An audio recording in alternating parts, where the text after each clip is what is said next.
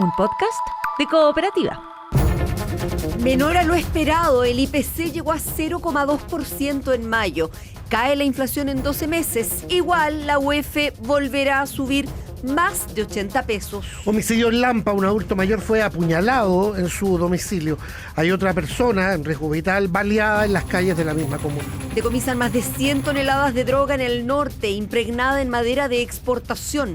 Provenía de Bolivia. La propaganda del PS contra Kast y la acusación al exministro Grau marcan la antesala de la votación en general de la mega reforma en el Senado de la República. Reservas del Consejo Fiscal Autónomo. Caso Hermosilla, formalizan a la exministra de Corte, Verónica Zapag, por cohecho, prevaricación y revelación de secreto. En el exterior, empate técnico anticipa posibles impugnaciones en las elecciones de Perú. Se cuenta voto a voto esto.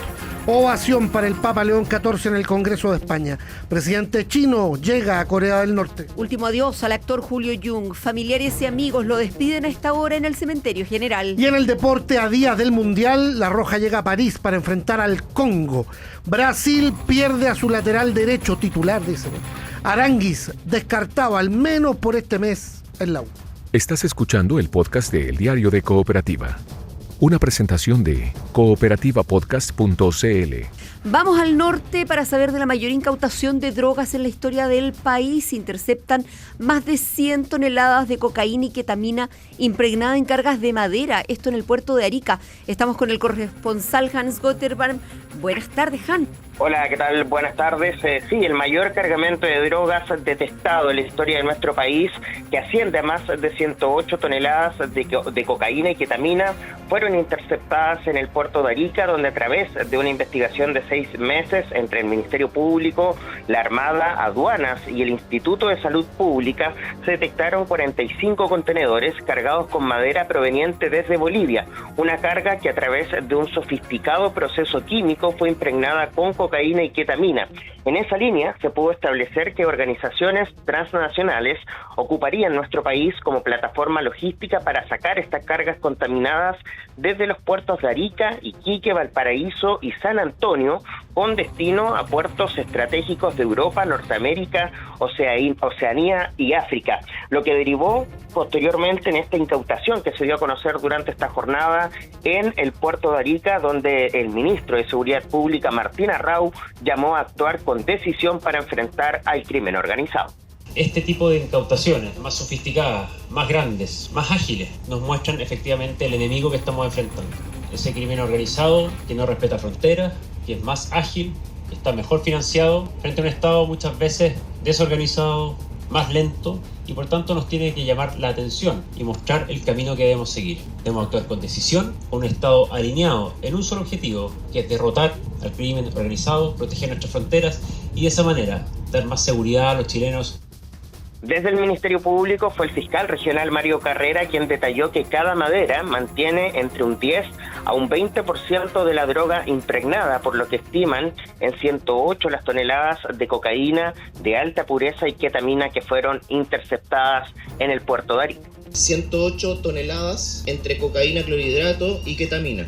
Es un 10% del total de la carga, y eso de manera bien conservadora, porque efectivamente cada madera mantiene entre un 10 y un 20% de esta droga, y lo cerramos, ¿cierto?, en un 10%. Siendo así, hablamos de 108 toneladas entre cocaína, clorhidrato y ketamina. Se transforma esto, por lo tanto, hasta la fecha, en la mayor incautación de droga en un procedimiento en la historia de Chile. El mayor procedimiento anterior también era en este puerto, que fue en el barco Nativo del año 2001, donde se había incautado cerca de 9 toneladas de cocaína, clorhidrato. Acá multiplicamos eso por, ¿cierto?, más de 10 veces. Droga que debe ser sometida a un proceso químico donde la cocaína o la ketamina se disuelven en solventes líquidos, resultando un líquido que se introduce en los poros y fibras de los tablones de madera mediante sistemas de presión o inmersión prolongada. Luego viene un proceso donde la madera se seca y el solvente se evapora, dejando moléculas de la droga firmemente atrapadas e invisibles a simple vista dentro de la estructura celular. Cuando la carga llega a su destino, las bandas realizan el proceso inverso de lixiviación y utilizan solventes para poder diluir la sustancia atrapada en la madera, filtran las impurezas y posteriormente la evaporan o cristalizan para recuperar la droga en su estado sólido. Toda esta metodología, por cierto, que termina siendo también detectada gracias a este foco portuario de la Fiscalía Regional aquí en la zona norte de nuestro país. Es Hans Gotterbaum con la información. 100 toneladas de droga impregnada en madera que viajaría a 15 países, nos decías, más de 584 millones de dosis que salieron del mercado con esta incautación. Las pérdidas para el crimen organizado, más de 8.300 millones de dólares. Hans, seguimos en contacto. Que tengas buena tarde. Buenas tardes. Del norte del país a las calles de Santiago, al norte de la capital, una violenta noche de crímenes, un hombre que fue baleado, hay otra persona apuñalada, muerta al interior de su domicilio. Felipe Cofré, buenas tardes. Hola, muy buenas tardes. Claro, son dos hechos de sangre que se desarrollan durante la noche de ayer en la comuna de Lampa. El primero de ellos se trata de un homicidio de un adulto mayor que fue apuñalado al interior de una vivienda. El cuerpo fue encontrado por el dueño de casa, quien le ofrecía alojamiento a la víctima hace 6 meses y quien además manifestó a Carabineros que cerca de las 20 horas halló a este hombre de 74 años tendido en el piso y con múltiples heridas cortopunzantes. Según se pudo establecer de forma preliminar, la víctima contaba con puñaladas en el tórax, heridas que le habrían provocado la muerte, y cortes en sus antebrazos con signos de defensa de un presunto ataque. Se investiga la hipótesis de un robo, ya que su habitación también se encontró desordenada, indicios de que haya sido registrada previo o después del ataque. Son hechos que está investigando la Brigada de Homicidios Metropolitana Centro Norte de la Policía de Investigaciones. Precisamente se refirió a este hecho el inspector Pablo Agüero. Nos pudimos constatar de que el cuerpo mantiene diversas lesiones. La principal mantiene una herida por arma cortopunzante a nivel torácico, mantiene diversos golpes a nivel de su cráneo, así como también heridas de defensa en sus extremidades. Preliminarmente, lo que indica este testigo es que él, ayer en horas de la tarde, al ingresar al sitio, específicamente a su domicilio, al hacer ingreso al mismo, es que se percató de que la víctima se encontraba tendida en el suelo, sin signos vitales, razón por la cual se comunicó con personal de Carabineros de Chile, quienes al llegar constatan el fallecimiento. El otro hecho ocurre en la intersección de Baquedano con Balmaceda, también en la comuna de Lampa, donde un ciudadano venezolano recibió al menos 6 disparos cuando se encontraba al interior de su vehículo. La víctima se encontraba estacionado esperando que su pareja comprara en un almacén de ese sector, cuando desde otro vehículo en movimiento se efectuó gran cantidad de disparos. Fue su misma pareja que solicitó asistencia médica, también dio aviso a personal de Carabineros. De inmediato fue trasladada a un centro asistencial donde se mantiene en riesgo vital. La fiscal Claudia España, del equipo contra crimen organizado y homicidios del Ministerio Público, entregó detalles. Ocurre en primer lugar en la unidad del sitio del suceso, donde observan que efectivamente había un hombre al interior de un vehículo con alrededor de 6 impactos balísticos en la zona superior de su cuerpo. Él estaba acompañado de una mujer quien pide ayuda y es trasladado a un centro asistencial. De acuerdo a lo que se pudo levantar de las cámaras de seguridad, hasta el momento hay un vehículo que pasa por el lado del vehículo donde se encontraba la víctima y efectúan disparos. Hay algunos a pie y otros al interior, pero mayor antecedentes, precisiones no tenemos por ahora. Claro, y todo indica, según los antecedentes preliminares, que se trataría de un ataque directo armado por un presunto ajuste de cuentas, situación que tiene que ser investigada por ambos hechos. Todavía no hay personas detenidas. Muy grave lo que ha ocurrido en Lampa en las últimas horas. Sumo solo un dato: en los tribunales de Colina ya se dictó condena para los responsables del crimen de un ciudadano francés, empresario, asesinado en el verano del 2025, un hecho que generó mucha conmoción pública. Él fue asesinado frente a su familia, fueron declarados culpables hace poco y ahora se dicta presidio perpetuo para el único adulto de esta banda, el resto que son adolescentes, una pena de 10 años de internación provisoria en régimen cerrado para esos menores. Felipe, gracias. Buenas tardes. Hablemos de economía, de la inflación de mayo, que fue menor a lo esperado, lo que permitió una leve caída en el dato acumulado en 12 meses. Se destacan las bajas en la categoría de alimentos, también en combustibles. De todos modos va a subir la UEF. Gonzalo Aguirre, buenas tardes. ¿Qué tal? Buenas tardes. Sí, durante marzo y abril se habían reportado alzas importantes en materia de inflación, por lo que el dato de mayo, esta mañana conocido, representa cierto alivio para los hogares. Una variación en torno a 0,4% era lo que se proyectaba para este IPC, dato que finalmente fue de 0,2%. Esa cifra más baja permitió además una caída en la acumulada en 12 meses que pasó de 4 a 3,9%. En su informe, el INE reportó alzas en las divisiones de vivienda y servicios básicos, también en transporte, con aumentos relevantes en el gas y el transporte aéreo de pasajeros respectivamente. En tanto, la baja estuvo la división de alimentos y bebidas no alcohólicas, donde destacó el descenso mensual de 4% en el pan. Además, en mayo, lo decíamos, no subió la benzina y el diésel acumuló una caída de 112,3 pesos por litro. Sobre la relevancia de aquello, también de los alimentos, habla Carlos García, académico de la Facultad de Economía y Negocios de la Universidad Alberto Hurtado. La caída de la benzina, pero especialmente del diésel, aminoró el impacto de la energía sobre el IPC. Sin embargo, la caída del IPC en mayo fue básicamente por la caída del precio de los alimentos. Por lo tanto, el 0,2% es más bien explicado por la caída del precio de los alimentos y bien ayudado por el precio de la benzina. Variación del IPC más baja en lo que va del año después del 0% de febrero. De todas maneras, va a subir la unidad de fomento, va a sumar 81 pesos en las próximas semanas para llegar a los 40.844 pesos al 9 de julio. Una alza menos pronunciada con respecto a los 523 pesos que sumó en el periodo previo por el IPC de abril, que fue de 1,3%. Con todo, el resultado de este quinto mes del año fue valorado desde el gobierno, donde están, por cierto, atentos a lo que ocurra principalmente con la guerra en Medio Oriente. Habla el subsecretario de Hacienda, Juan Pablo Rodríguez. El IPC de mayo muestra señales positivas.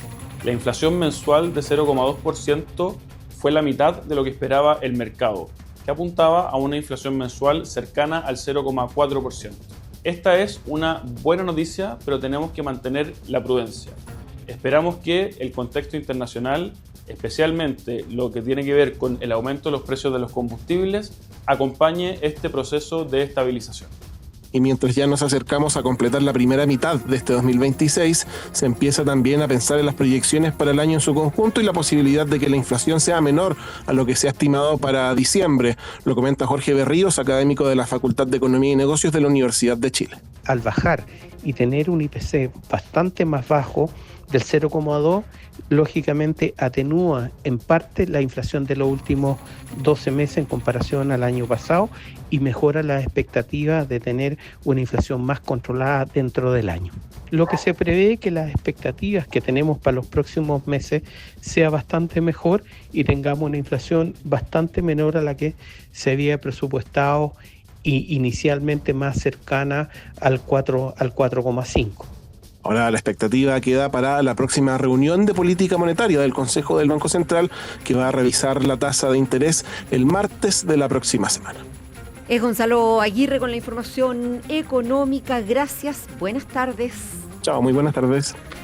Otra cosa, sabemos de los cuestionamientos que hay por los embargos de bienes, incluso cuentas bancarias, que está llevando adelante la Tesorería General de la República a deudores del CAE. Gloria Gutiérrez, buenas tardes. ¿Qué tal, Rodrigo? Buenas tardes. Y son diversos los testimonios que han surgido estos días en redes sociales de personas deudoras del crédito con aval del Estado que han visto sus bienes bancarios embargados por la Tesorería General de la República al no haber regularizado sus situaciones respecto al pago del CAE. Lo que comunicó en su momento el ente estatal fueron distintos convenios a los que los deudores podían optar para ponerse al día con la deuda, renegociar las cuotas, pero en los últimos días hemos visto el testimonio de personas que han sufrido la retención de sus fondos pese a recibir ingresos inferiores al umbral de 5 millones de pesos, que era lo que había fijado el gobierno originalmente. El abogado Eduardo Lara del estudio jurídico Alfaro y Madariaga se refirió a los criterios, a su juicio, poco éticos que está usando la tesorería para llevar a cabo estas retenciones. La tesorería inusualmente consideró esta deuda de crédito con aval del Estado como una deuda tributaria y por tanto no aplicó las normas que normalmente se utilizan para cobrar una deuda, sino que aplicó las normas que se utilizan para cobrar un impuesto. La tesorería está actuando con atribuciones nunca antes vistas sobre una deuda que legalmente y jurídicamente no es de las más importantes tampoco que existen en el sistema financiero. Estamos viendo un actuar bien desproporcionado de parte de la tesorería y bien poco ético. Desproporcionado, está mal dirigido porque nos encontramos muchas veces con embargos de personas que ganan 1 millón de pesos, personas que están cesantes y personas que no tienen nada que ver con el filtro de los 5 millones de pesos que se anunciaron. Era el abogado Eduardo Lara del estudio jurídico Alfaro y Madariaga, especialista en defensa de deudores. Desde el espectro político, por otra parte, también hay cuestionamientos aparte a la modalidad que está usando la tesorería para esto. El diputado socialista Juan Santana de la Comisión de Educación lo catalogó como un subterfugio legal, mientras que su par del Partido de la Gente, Paula Olmos, llamó al gobierno a actuar con criterio y humanidad. Sin lugar a duda, esta es una medida extrema e injustificada. Nosotros hemos recibido denuncias de familias que quedaron sin recursos e incluso de padres que no podrán pagar sus pensiones de alimentos y de parte de deudores que no reciben sueldos millonarios como se dijo desde un principio. Entendemos que las deudas deben pagarse, pero otra cosa muy distinta son las medidas de apremio que hoy impulsa la tesorería por un subterfugio legal. Hoy se están cobrando bajo un procedimiento ejecutivo que no está pensado para estas deudas. No puede ser que personas que estudiaron para intentar tener un mejor futuro hoy despierten con sus cuentas retenidas o prácticamente en cero por acciones de cobranza del Estado. El gobierno no puede actuar sin criterio ni humanidad. Una cosa es buscar mecanismos de pago y otra muy distinta es ahogar económicamente a quienes muchas veces ya están sobreviviendo con lo justo. Bueno, y por ahora quedan varias dudas respecto a los criterios que utiliza la tesorería para estas retenciones, si es que solo son a personas que reciben ingresos mayores de 5 millones de pesos o, como se ha reportado en redes sociales, a quienes tienen sueldos inferiores. Preguntas que por ahora quedan sin responder por parte de la Tesorería General de la República, con quienes hemos intentado obtener respuestas durante la jornada y que por ahora solo se nos ha señalado por parte del equipo de comunicaciones que entregarán algún tipo de comunicación sobre esto durante la tarde. Gracias, Gloria Gutiérrez. Buenas tardes. Estás escuchando el podcast de El Diario de Cooperativa. Una presentación de cooperativapodcast.cl. Abrimos la página política del Diario de Cooperativa y vamos al Congreso para hablar de la mega reforma que impulsa el gobierno, que hoy comenzó a ser vista en la Comisión de Hacienda del Senado. También de la acusación constitucional contra el exministro Grau, que impulsan libertarios y también republicanos, o ya no, Jorge Espinosa Cuellar. Buenas tardes. ¿Qué tal, Verónica? Buenas tardes. En efecto, la presidenta del Consejo Fiscal Autónomo partió diciendo que a partir del último informe de finanzas públicas conocido después de la presentación hecha ante la Cámara Baja, se proyecta que la deuda bruta superaría el umbral prudente en el mediano plazo. Todo esto en el contexto de la exposición que realizó Paula Benavides ante la Comisión de Hacienda de la Cámara Alta respecto de este proyecto de la mega reforma, que incluye, por cierto, una reforma tributaria y varios otros cambios regulatorios. Señaló que las modificaciones introducidas al proyecto entre el primer y segundo trámite implican un mayor deterioro en el impacto fiscal y por lo mismo abogó por un acuerdo político amplio que permita cerrar el déficit y mantener los niveles prudentes de endeudamiento. Escuchamos a Paula Benavides. Es necesario tener un diagnóstico común de la situación fiscal actual y que se pueda concretar un acuerdo amplio en pos de la sostenibilidad fiscal que se refleje en decisiones que adopten los poderes ejecutivo y legislativo. Recomendamos que este acuerdo contenga medidas suficientes para cerrar el déficit actual y oportunas para mantener el nivel de deuda por debajo del nivel prudente. Este llamado a un acuerdo fue recogido de distinta manera por los actores políticos en la sesión de la Comisión de Hacienda, a la que no asistió esta mañana el ministro Jorge Quirós. Vamos a escuchar a los senadores Paulina Bodanovich del Partido Socialista, al independiente de derecha Rojo Edwards y al independiente republicano Rodolfo Carter. ¿El Ejecutivo está disponible para esto o no está? Porque si no, no tiene mucho sentido que nos ilustremos, que estemos conscientes de los riesgos que nos plantea el Consejo Fiscal Autónomo, porque ya lo hizo en 2 oportunidades anteriores y eso el gobierno no lo ha recogido de ninguna manera. Pero es difícil hablar con un grupo que ha dicho que incluso de manera sagrada van a votar en contra de la idea de legislar. Uno conversa con las personas que quieren conversar. Para bailar tango se necesitan 2 personas. Yo creo que ha sido muy elocuente el rechazo que hace el Consejo al proyecto. Palabras más, palabras menos, hay un rechazo contundente y me parece legítimo. Por algo la oposición celebra este pronunciamiento, no es casualidad. Otro de los expositores ante la comisión fue el ex ministro de Hacienda, Mario Marcel, que lo hizo de manera telemática y recordó, a propósito de acuerdos, la experiencia del alcanzado durante la tramitación de la reforma al sistema de pensiones. Si el proyecto se aprueba por un escaso margen, lamentablemente no se va a despejar la incertidumbre tributaria, va a debilitar el impacto económico del proyecto y el impacto económico del proyecto también se va a debilitar si es que empeoran las condiciones financieras por el hecho de aumentar los desequilibrios fiscales. Entonces, la verdad es que alternativas tenemos a la mano, pero por supuesto se requiere voluntad de todos. ¿Cómo se podría construir un acuerdo político amplio? La experiencia de la reforma de pensiones incluyó 4 cosas. 1, identificar objetivos compartidos. 2, conformar una instancia técnica que proponga alternativas en los puntos de mayor discordia. 3, generar confianza entre oficialismo y oposición. Fijar plazos para completar el proceso. Y lo último que agrego es incorporar un hito de evaluación y eventual ajuste de rumbo durante la implementación de la ley misma.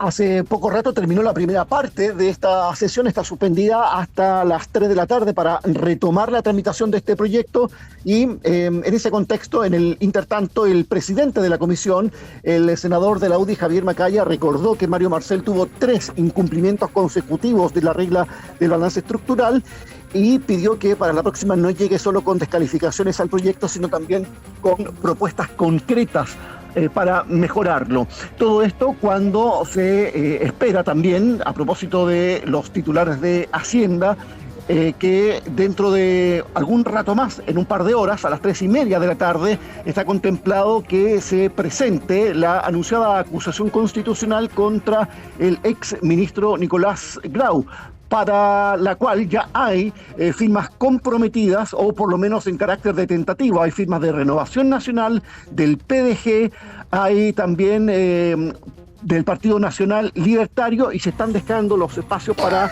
la firma de 3 cupos, de 2 republicanos eventualmente y un libertario más, para completar los 10 que se necesitan precisamente para suscribir esta acusación constitucional. ¿Y eso debiera ser conocido como a qué hora hoy, Jorge? 3:30 de la tarde. 3:30 de la tarde. Muchas gracias, que estés bien. Hasta pronto. Bueno. Más de la política, el presidente de la República en el norte, hay reuniones aquí en La Moneda, se habla de seguridad, de migración. Mariano Reyes, buenas tardes. Digo, muy buenas tardes. Sí, segunda y última parada de esta gira por el norte del país. Estamos en Antofagasta, donde el presidente Kast expuso frente a Exponor 2026, el evento energético y minero más importante de Latinoamérica. Una agenda económica está desplegando el mandatario en esta región, pero uno de los ejes centrales, ¿no?, de este viaje ha sido lo migratorio. De hecho, el gran anuncio del presidente en la frontera de Chacayuta fue el envío de 2 proyectos de ley, uno de ellos para ampliar de 5 a 60 días el periodo de retención a inmigrantes irregulares que tengan orden de expulsión, con 2 posibilidades de prórroga. Esto genera varias dudas. ¿Dónde se va a retener a estas personas? ¿Qué va a pasar con los menores de edad? Y sobre todo, ¿qué va a pasar con los venezolanos que tengan orden de expulsión? Intentó aterrizar estas preguntas el ministro de Seguridad Pública, Martín Arrau. Hoy día la Policía de Investigaciones ya cuenta con un recinto, habrá que ver si es necesario otro recinto, también hay que ver efectivamente la capacidad que tiene el país de ir expulsando a estas personas. En el caso de Venezuela esperamos ir retomando relaciones poco a poco, Venezuela ha ido normalizando su estado interior, vemos que en un tiempo más quizás podríamos tener mayor fluidez en eso. Esto se usa en Europa, es normal, con periodos de retención administrativa largo, incluso más largo que lo que nosotros estamos proponiendo acá, donde hay centros de retención administrativa donde las personas pueden permanecer mientras son expulsadas o ellos voluntariamente abandonan el país. El ministro Raúl, es el mensaje principal que se quiso entregar con la presentación de este proyecto. Y desde el oficialismo salieron a defenderlo. En Renovación Nacional dicen que nadie se puede sorprender por esta iniciativa, ya que era un compromiso de campaña del presidente José Antonio Kast. Sin embargo, organizaciones sociales han prendido sus alertas, sobre todo por el lugar, las condiciones donde se va a retener finalmente a estas personas. Conversamos con el capellán del Servicio Jesuita Migrante, Pablo Walker, lo escuchamos. El presidente José Antonio Kast hace pocos días ha afirmado que ordenar la casa también puede ser un acto humanitario. En ese sentido, creo que este proyecto tiene dimensiones que se nos pueden volver en contra. Esos centros de detención masiva no existen. La expulsión de personas migrantes que han cometido delitos es de toda razón. Y fortalecer un proyecto de retorno voluntario que dé garantías de que las personas no van a quedar atrapadas en la frontera o reingresar regularmente por la puerta, como señala el presidente, para poder hacer una vida en un país donde ellos ya están aportando. Bueno, al cierre, Verónica Rodrigo, comentarles una mención que hizo el presidente en su discurso aquí en Exponor sobre este comentado folleto del Partido Socialista. El mandatario defendía la mega reforma de reconstrucción en su discurso, diciendo que es una propuesta que ha generado debate y memes, dijo el presidente. Mírenme de perfil, yo me encuentro bastante armónico, dijo el mandatario, entre risas de los asistentes. Se refirió al folleto del PS, que desconoció después Paulina Bodanovich, asumiendo esto como un error, donde se le trataba de mentiroso y se le mostraba con una imagen con una nariz de Pinocho, el muñeco. Mariano, muchas gracias. Chao, buenas tardes. Lo que está pasando. Síntesis informativa de El Diario de Cooperativa. Menor a lo esperado, el IPC llegó a 0,2% en mayo. Cae la inflación en 12 meses. Igual la UEF volverá a subir más de 80 pesos. Homicidio en Lampa, un adulto mayor fue apuñalado en su domicilio. Hay otra persona en riesgo vital baleada en las calles de la misma comuna. Decomisan más de 100 toneladas de droga en el norte, impregnada en madera de exportación. Provenía de Bolivia. La propaganda del PS contra Kast y la acusación al exministro Grau marcan la antesala de la votación en general de la mega reforma en el Senado de la República. Reservas del Consejo Fiscal Autónomo. Caso Hermosilla, formalizan a la exministra de Corte, Verónica Sabaj, por cohecho, prevaricación y revelación de secreto. En el exterior, empate técnico anticipa posibles impugnaciones en las elecciones de Perú. Se cuenta voto a voto esto. Ovación para el Papa León XIV en el Congreso de España.